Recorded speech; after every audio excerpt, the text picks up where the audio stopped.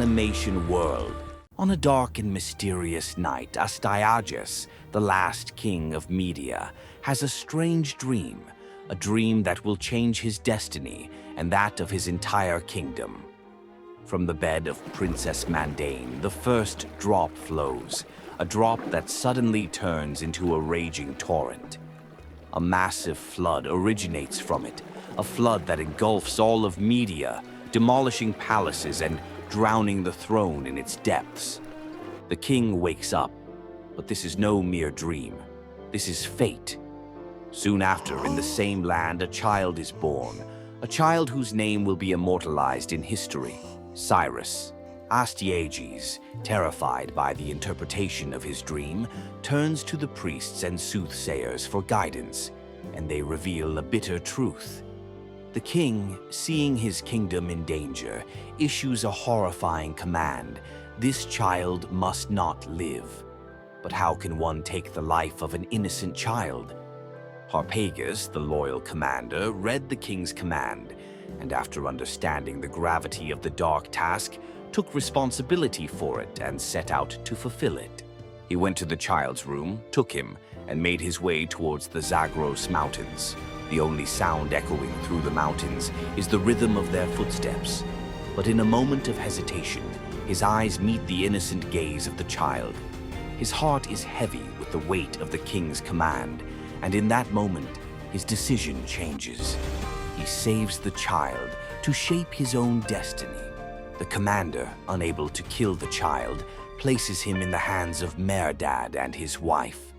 With eyes full of doubt, he turns away from the mountains, and Merdad and his wife, unaware of the fate awaiting them, take the child into their arms.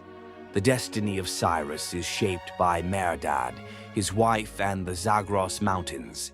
Days passed, and with each passing moment, Cyrus grew older, his strength and wisdom blossoming like the flowers in the plains of Persia.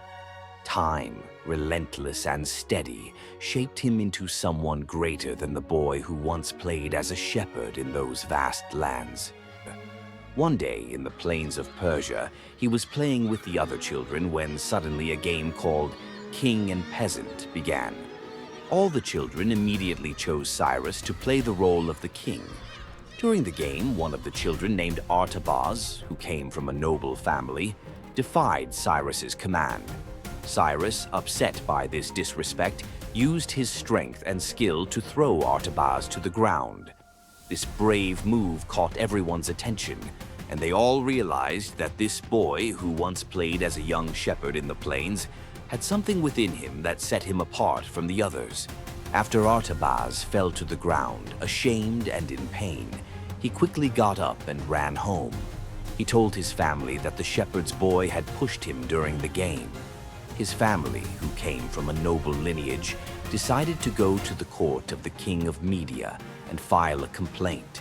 When the complaint reached the court, King Astyages, aware of the prophecies, ordered the boy who had defeated Artabaz in the game of king and peasant to be brought before him immediately.